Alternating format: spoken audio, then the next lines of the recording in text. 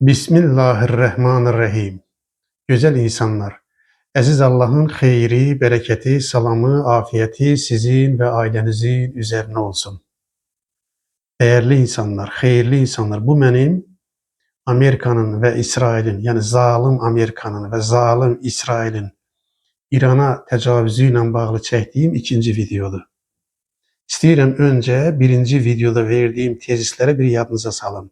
Önce onu demiştim ki biz neye göre Azerbaycan halkı son derece ayık olmalıdır, sahip olmalıdır. Çünkü İran bizim için sıradan bir ülke değildir. Bak bunu size bir alim kimi, bir kardeşiniz kimi bu meseleleri her gün öğrenen ve İran'ın tarihini de çok yaxşı bilen. Ben 4 il fars oxumuşam. Şeyh Nizami'nin Farsça eserlerini misra söz şerh etmişim, etmeye devam ederim. Yani İran'ın içini de bilen, tarihini de bilen bir kardeşiniz kimi deyirəm ki, İran Azerbaycan için sıradan bir ülke değil. Ve bunu da əlavə edirəm ki, dünyada hiçbir ülkenin, bak Türkiye'de burada dahildir, İran kadar Azerbaycan'a təsiri yoktur. Azerbaycan'a en çok təsiri olan ülke İran'dır. İran'ın statüsünü biz doğru tanımalıyıq. Ki İran'la bağlı siyasi, iktisadi, medeni siyasetimiz doğru olsun. Başkalarının olabilir ama Azerbaycan halkının bu meselede, bu merhalede səhv vermek, səhvə yol vermek hakkı yoktur. Səhvin bedeli çok ağır olacak. Necə edək ki səhvə bizim üzerimizde bize, yani bu əksi de doğru da, Azerbaycanın da İran'a təsiri çok böyükdür. Bakın İran'ın Azerbaycan'a təsiri nə qədər böyükdürsə, Azerbaycanın da, mən Təbrizli Bakını Azerbaycan nəzərdə tuturam. Azerbaycanın İran siyasetine təsiri dünyanın hiçbir ülkesinin olmadığı qədər çoxdur. Burasını tutduq da güzel insanlar, nə deyirəm bakın. Deyirəm ki, Azerbaycan'a İran qədər təsir edən ölkə yoxdur. Bu kadar iç-içə məsələlər var, bu kadar ortak değerler var, bu kadar ortak medeni, siyasi geçmiş var, tarih var, irs var. Dini yönden bağlılık var, medeni yönden bağlılık var, edebi yönden bağlılık var, qonşuluq hakkı var, iktisadi bağlılık var. Ve aynı zamanda deyirəm ki, bak ikinci bir sözü deyirəm. Dünyada elə bir ölkə yoxdur ki, İrana, İran dövlətinə Azerbaycan kadar təsir imkanı olsun. Buranı yaxşıca tutmamız lazım. Bu həlledici mərhələdə necə edək ki, səhv etməyək İrana münasibətdə və əslində bu İrana münasibət deyil. Dünyada gedən bu məsələlərdə Azərbaycanın yeri nə olmalıdır? Necə edək ki, səhv etməyək? Bunun sual cavabı budur. İranı doğru tanıyaq. Doğru tanıyan yanlış addım atmaz. Bizim başka ölkələrin olabilir ama Azərbaycanın bu məsələdə səhv etməyə haqqı yoxdur. Səhv etsək, diqqət edin burasına, yanacağıq. Bu savaştan en çok zararlı çıkan ülkelerden, halklardan biri biz olabilirek eğer yanlış hareket etsek. Ona göre tanımalıyıq. Ve size buna göre dedim ki bu videonu çəkirəm. İkinci dedim ki İran'ı necə tanıyaq? Şeyh Nizami'den ben misal verdim size. Farsça 2 beytini söyledim. Şeyh Nizami sadece bir şair değil. Dünyanın en büyük şairi. Dünyada Nizami'den büyük şair yoktur. Çok büyük alimdir, fikir adamıdır. O kadar zengin bir adamdı ki bakın İran'ın siyasi, iktisadi, medeni yerini ne kadar dünyada güzel tespit ediyor. Diyor ki İran dünyanın yüreğidir. 3 dedim ki yüreğin ritmi pozulanda bedende ne baş verirse dünyanın, Şeyh Nizami'nin sözüyle desem dünyanın yüreği olan İran'ın ritmi pozulanda da dünyada onlar baş verecek. Bakın bu savaş artık bir aydan çoktur ki devam edir. Bu savaşın dünyada tesir etmediği demiyorlar ki ülke kalmıyor. Bütün dünya çalkalanır. Çünkü yürektir. Dünyanın yüreğidir. Sonra dedim ki bu dünyanın yüreğini pozan 3 tane mühim faktör var. 3 tane mühim sebep. Biri İran rejimidir. İran rejimi, İran halkına adalet getireceğim, xeyir getireceğim, bereket getireceğim, inkişaf getireceğim, rifah getireceğim şuarıyla hakimiyete gelip 47 ilde bu əziz, möhtərəm, bizim de kardeşimiz olan İran halkına hiçbir şey vermeyip, adalet mi verip, azadlık mı verip, insan hak ve hürriyeti mi verip, inkişaf verib. İran xalqı istedadlı xalqdır. Əgər ona zəruri olan, yəni ədalət, azadlıq, insan haqq və hürriyyəti verilsəydi, mən sizə əmin edirəm ki, dünyanın ən zəngin, ən irəli gedən xalqlarından biri olar. Bu qədər böyük imkanları var. Ona görə dedim ki, birinci İran adlı ürəyin ritminin pozulmasının birinci səbəbkarı İran rejimidir. Hansı ölkədə ədalət yoxdursa, azadlıq yoxdursa, insan haqq və hürriyyəti yoxdursa, rifah yoxdursa, o ölkənin ritmi pozulacaq. İran rejimi ölkənin bu dediklərimə görə, bu dediyim səbəblərə görə ölkənin ritmini pozdu və düşmənin qapısına gətirdi. İsrail və Amerika İrana həm də ona görə hücum etdi ki, belə fikirləşdi ki, İran xalqı rejimdən çox narazıdır. Mən hücum edən kimi İran xalqı da ayağa qalxacaq və İran rejimini devirəcək. Bununla da İran bizim, yəni Amerikanın və İsrailin əlinə keçəcək. İki, İranın ritmini pozan gözəl insanlar Amerikadır. Hegemonluq istəyir, narsistdir, təkəbbürlüdür, əzərəm. Dünyanı bir şirkət kimi idarə edirlər. 3. İran adlı ürəyin ritmini pozan İsraildir. Hegemoniya qurub, ağalıq etmək istəyir, narsistdir, təkəbbürlüdür, əzərəm, dünya mənimdir, hər şeyi mən idarə edərəm. İndi sonra demişdim ki, biz bu məsələyə necə baxaq, baxın. Birinci baxış bundan ibarətdir ki, gözəl insanlar.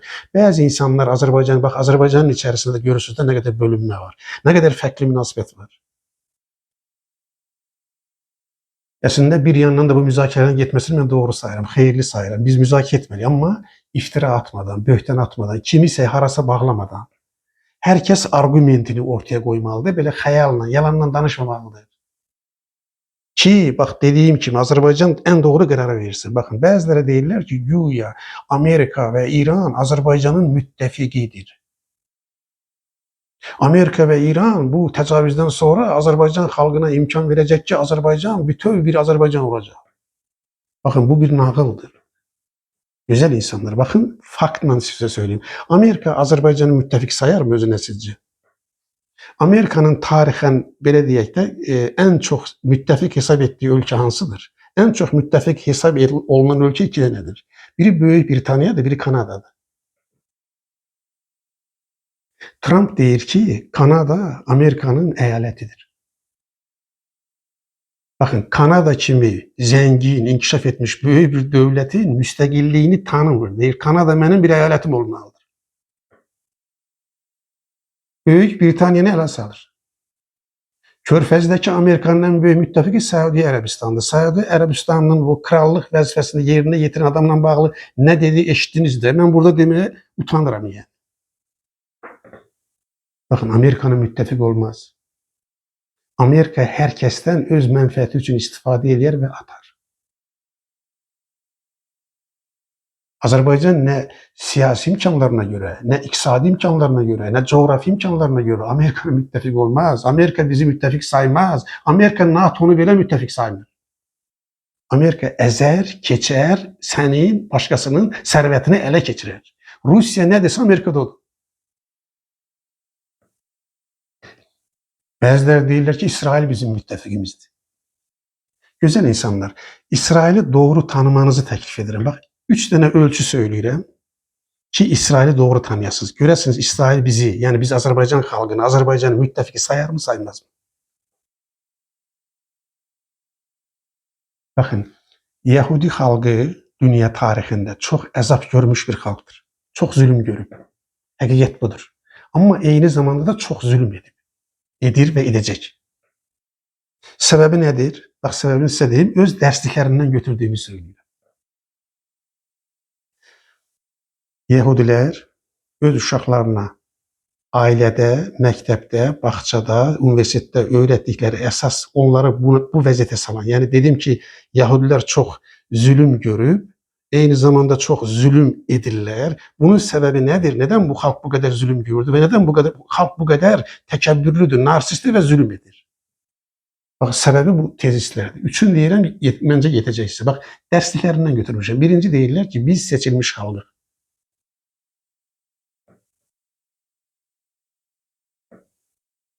Bakın, seçilmişliğin ikinci ölçünü söylüyorum.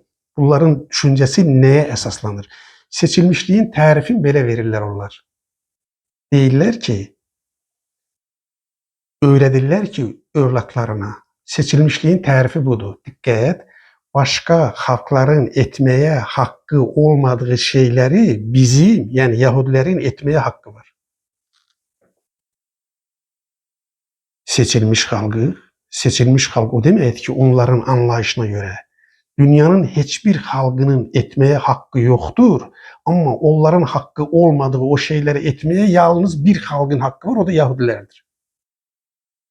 Sizcə seçilmişlik iddiasında olan və başqalarının etməyə haqqı olmadığını etməyə yalnız bizim haqqımız var deyən bir xalq, bir dövlət, bir ideologiya Azərbaycanı özünə müttəfiq sayarmı?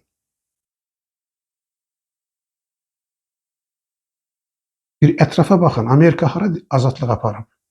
Vyetnam'a azadlıq mı apardı? Əfqanistanı xaraba qoymadı mı? Suriyanı xaraba qoymadı mı? İraqı üç yerə bölmədi mi?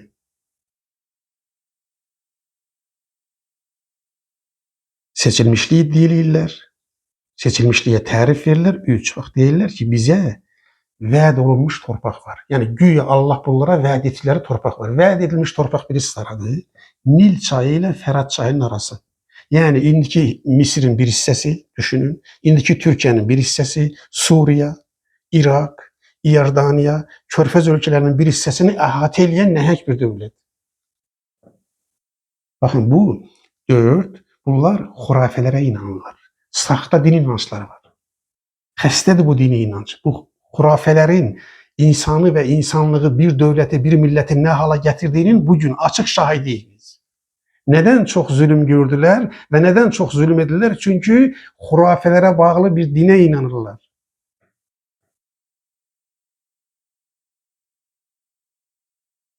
Və bunların bu hücumu sadəcə İrana qarşı deyildir. Onlar Şiələri şeytanlaşdırmırlar. Bütün müsəlmanları şeytanlaşdırırlar. Kim onlara qarşıdırsa şeytanlaşdırırlar. Yəni insanlığa qarşı aparırlar bu işi. İndi bu xəstə dini anlayışa sahib, xurafələr əsasında inşa olunmuş, özünü seçilmiş elan edən bir xalq, hətta deyirlər ki, cənnət də ancaq bizimdir. Baxın, bu dünyanı demirlər, cənnət də ancaq bizimdir. Deyirlər ki, diqqət edin, inanışa baxın, xurafənin böyüklüyünü görürsünüzmü? Deyir ki, Allahı biz tələsdirəcəyik. Yəni onların inanışına görə İsa gələcək, İsa'nın gəlməsi üçün biz Allahı məcbur etməliyik. Adam inanır ki, insan Allahı nəyəsə məcbur edə bilər. Və ondan sonra da yeryüzünün hakimi biz olacağıq. Baxın, Allahın mübarək peyğəmbər olan Həzrəti İsa'nın da o mübarək irsini, mirasını necəcə istismar edirlər, gözəl insanlar. İndi bu ağılda olan, bu düşüncədə olan, baxın, Trump'ın əxlaqına baxın. Narsiz, təkəbbürlü, dünyanı bir şirkət kimi idarə edən.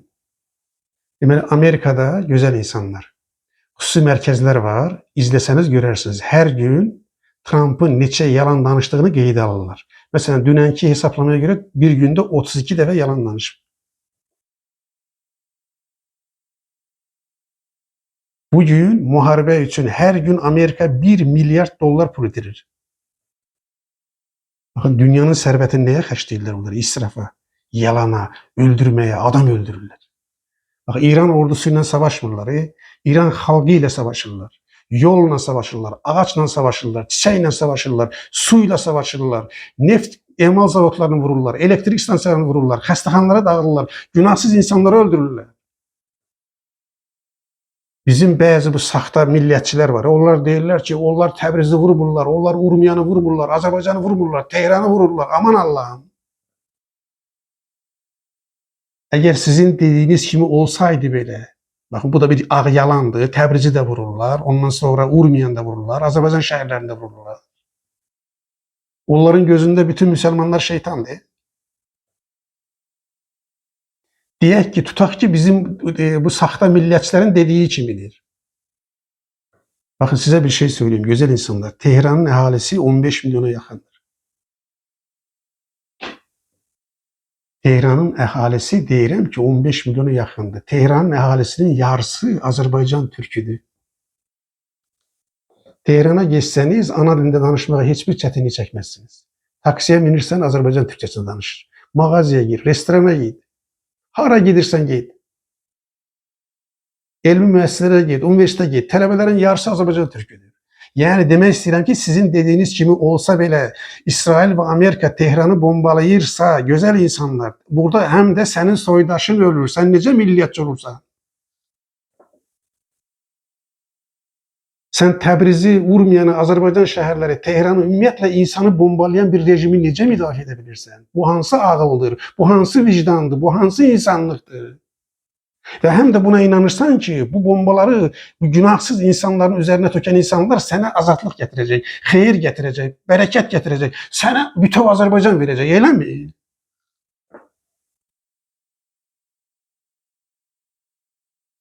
Baxın, saxta milliyətçi deyirəm mən bunlara. Həqiqi milliyətçilik odur ki, xalqını bu bəladan qutarsın. Xalqının Təbrizdə, Tehranda, İsfahanda, Urmiyədə, Azərbaycanda, Bakıda yaşayan vətəndaşının dırnağına daş dəyməsin deyə gecə-gündüz düşünən, bunun üçün çalışan insan gerçək millətini sevən insandır. Əgər İran xalqının içində problem mi var? O qədər problem var ki, amma bunu həll edəcək güc, iradə ancaq İran xalqına aiddir. İran xalqı özü qərar verməlidir, hansı həyat istəyir? Mənim ürəyimdən keçən İran nədir məsələn? Mən istəyirəm ki, azad İran olsun, ədalətli İran olsun, əski şöhrətini qaytarsın, ədəbiyyatını qaytarsın, mədəniyyətini qaytarsın, dünyaya xeyir, bərəkət, ədalət, hüzur, insan haqq və hürriyyəti yayan bir məkana çevrilsin. Bax, Azərbaycan onda rahat olacaq. Onda Azərbaycan, yəni azad, ədalətli İranın içərisində Azərbaycan da öz çıxarlarını həll edəcək. Gözəl insanlar. İnşallah bununla bağlı mən üçüncü bir videoda çəkəcəm. Burada çox uzatmaq istəmirəm. Bugün bura qədər gələ bildik. İnanıram ki, fikrimi ifadə edə bildim. Yəni nə demiş oldum? Bizim münasibətimiz necə olmalıdır? Bu ritmi pozanlar nəyə görə pozdular? Bunu izah eləməyə çalışdım. Eyni zamanda Azərbaycan gələn videomda da inşallah Azərbaycan mövqeyini, hansı addımlar doğrudur, hansı münasibət doğrudur, onunla bağlı fikirlərimi sizinlə bölüşməyə çalışacağım. Allah insanlığı və yeryüzünü təbii ki, əziz, gözəl Azərbaycanı və Azərbaycan xalqını, məzlum İran xalqını bu bəlalardan qorusun. Məni dinlədiyinizə görə sizə təşəkkür edirəm. Var olun, sağ olun. Əziz Allahın sonsuz, sınırsız mərhəmətinə əmanət olun. Gözəl insanlar.